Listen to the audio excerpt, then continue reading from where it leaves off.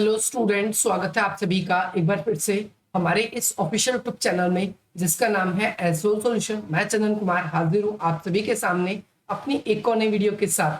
So guys, आज की इस नई वीडियो में हम बात करेंगे उन सभी स्टूडेंट्स के लिए जो स्कूल ऑफ ओपन लर्निंग के स्टूडेंट्स हैं और वो सेकेंड सेमेस्टर में पढ़ते हैं। उन सभी के पास में बीए प्रोग्राम का कोर्स है और उन सभी का हिस्ट्री का एग्जाम है।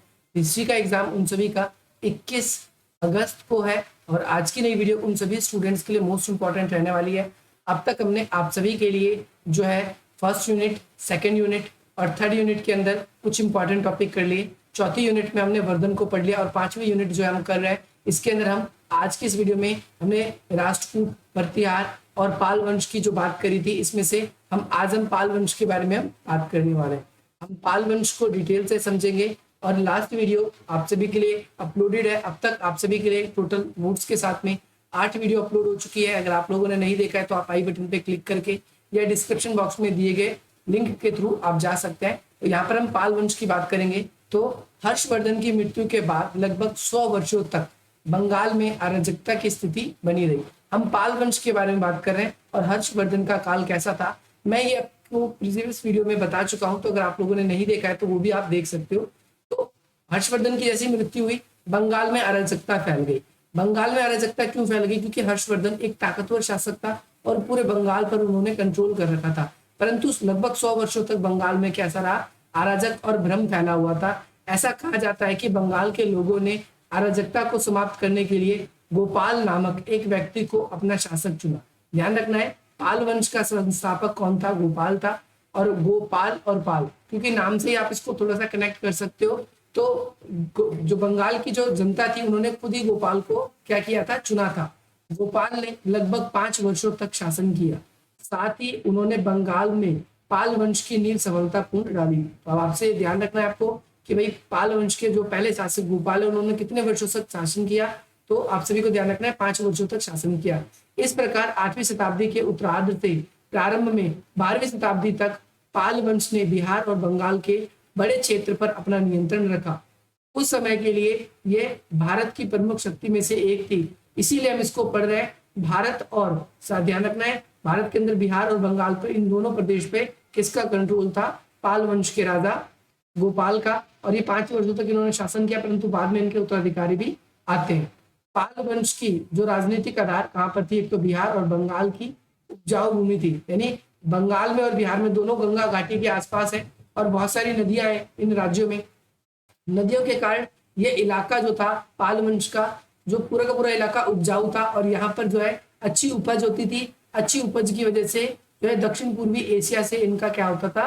व्यापार भी होता था। दक्षिण पूर्वी एशिया की बात करें तो उधर असम के आगे की तरफ हम बात करें, अगर हम साउथ में मैप देखते तो आसियान कंट्री वगैरह के साथ भी इनके व्यापार वगैरह जो थे वो हुए करते थे। ये आप सभी को ध्यान रखना है। इसके साथ साथ आप सभी को इसमें एक और ध्यान रखना है, तो व्यापार से मिलने वाला कर और उपज से आने वाला जो मुख्य कर था, ये पाल वंश की जो इकोनॉमी का सोर्स था। गोपाल का आगे चल के पुत्र होता है उसका उत्तराधिकारी, जिसका नाम था धर्मपाल। तो गोपाल जो था उसका पुत्र आगे चलकर उसका उत्तराधिकारी बनता है। जैसा कि मैंने थोड़ी देर पहले भी आपको बताया था कि गोपाल के बाद में 5 वर्षों तक इन्होंने शासन किया। इसके बाद में इनका पुत्र धर्मपाल आया। ये भी एक योद्धा थे जिन्होंने अपने पड़ोसी साम्राज्यों के साथ सफल युद्ध किए और अपनी सीमाओं को भी विस्तार किया, यानी अपने पड़ोसी राजाओं को हराया था। किसने हराया था? धर्मपाल ने। परंतु जब धर्मपाल सिंहासन पर बैठे तो उस समय प्रतिहार और दक्कन के जो राष्ट्रकूट थे उन सभी का भी इसको सामना करना पड़ा। राष्ट्रकूट उत्तर के क्षेत्रों पर अपना नियंत्रण करना चाहते थे और जल्द ही इन दोनों का संघर्ष भी हो गया। किस किस का संघर्ष? तो एक कृष्ण का और दूसरा ध्यान रखना है राष्ट्रकूट का। इन दोनों का क्या हो गया? संघर्ष भी हो गया। प्रतिहार वत्स्यराज धर्मपाल के बीच में संघर्ष हुआ और वत्स्यराज की जो जीत हुई, इसमें कौन जीता? वत्स्यराज जो है वो जीत जाता है, धर्मपाल कौन होता है? हार जाता है। वत्स्यराज किसकी तरफ से था? तो ध्यान रखना है प्रतिहार की तरफ से था वो। और प्रतिहार जो है वो क्या हो जाते हैं? जीत जाते हैं। परंतु प्रतिहार शासक अपना जश्न तब तक मनाते जब तक वह राष्ट्रकूट से भी हार चुके थे। ठीक है, तो भाई आप सभी को ध्यान रखना है, धर्मपाल किससे हारा? धर्मपाल हारा प्रतिहार से। प्रतिहार किससे हारे? राष्ट्रकूट से। तो भाई एक ने अपना सेलिब्रेट भी नहीं किया युद्ध को, जीते हुए युद्ध को, और दूसरे ने हरा भी दिया। आप सभी को ध्यान रखना है।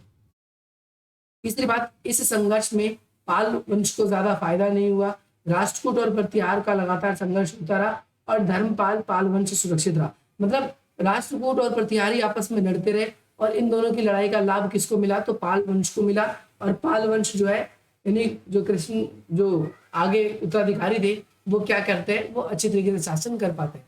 धर्मपाल के साम्राज्य में मोटे तौर पर 3 वर्गों में हम इसके साम्राज्य को विभाजित करते हैं। सबसे पहला बंगाल और बिहार का प्रदेश है, जहां पर नाभिकीय केंद्र था, यानी ये इनकी राजधानी थी, आप ये भी कह सकते हो। दूसरा इलाका था इनका कन्नौज और उसके निकटवर्ती क्षेत्र जो कि उत्तर प्रदेश में। और तीसरा पंजाब और पश्चिमी प्रदेश में इनका कंट्रोल था। ध्यान रखना है आप सभी को, इनका कंट्रोल किन 3 जगहों पर था, बंगाल, बिहार, उत्तर प्रदेश में और पंजाब और उसके आसपास के इलाकों में, खासतौर पर वेस्टर्न साइड। जहां इनकी शक्ति इतनी मजबूत नहीं थी। धर्मपाल का शासन लगभग 32 वर्षों तक रहा। गोपाल ने 5 वर्षों तक और धर्मपाल ने 32 वर्षों तक शासन किया। और उसकी मृत्यु के बाद में उसका उत्तराधिकारी उसका पुत्र देवपाल रहा।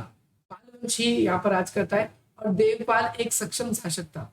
देवपाल क्या था, एक सक्षम, सक्षम का मतलब होता है कि एक ताकतवर शासक था। आप यहाँ पर ये कह सकते हो, उन्होंने न केवल अपने पिता से मिलने वाले साम्राज्य को सुरक्षित किया, बल्कि अपनी सीमाओं का भी विस्तार किया।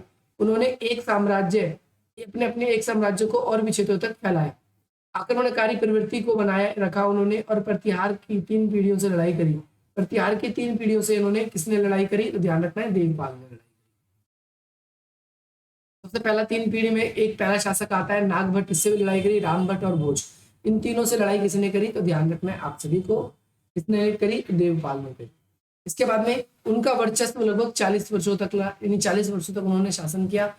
और साथ ही साथ उन्होंने कलाओं को संरक्षण दिया और एक महान वास्तुकार भी बने। वो एक महान कौन बने, वास्तुकार भी बने, जिन्होंने बौद्ध धर्म और बौद्ध धर्म के जो मठ होते हैं उन, या फिर भारत के जो मंदिर है उनके कई निर्माण करवाए थे।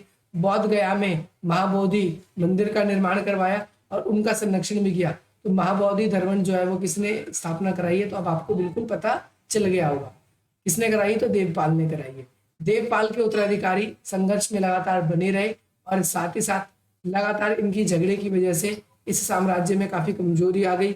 इस साम्राज्य थोड़ा कमजोर पड़ गया और बंगाल में 12वीं शताब्दी आते आते जो है सेन वंश जो है पाल वंश के क्या बनते हैं, उत्तराधिकारी बनते हैं। तो गाइस यही थी आप सभी के लिए वीडियो। होपफुली आशा करते हैं आप सभी को ये वीडियो पसंद आएगी। अगर आप लोगों को ये वीडियो पसंद आए तो आप इस वीडियो को लाइक करें, अधिक से अधिक मित्रों तक शेयर करें और हमारे इस चैनल को सब्सक्राइब करें। बाकी नेक्स्ट वीडियो में हम बात करेंगे यूनिट नंबर 6 की, राजपूतों की उत्पत्ति के सिद्धांत। और ये क्वेश्चन इतना इंपॉर्टेंट है, ये आपके एग्जाम में 100% पक्का ही पक्का जो कि आएगा ही आएगा। तो आशा करता हूँ आप सब सुरक्षित रहेंगे। चलिए मिलते हैं आपसे विषय अपनी अगली वीडियो में। जय हिंद, जय भारत।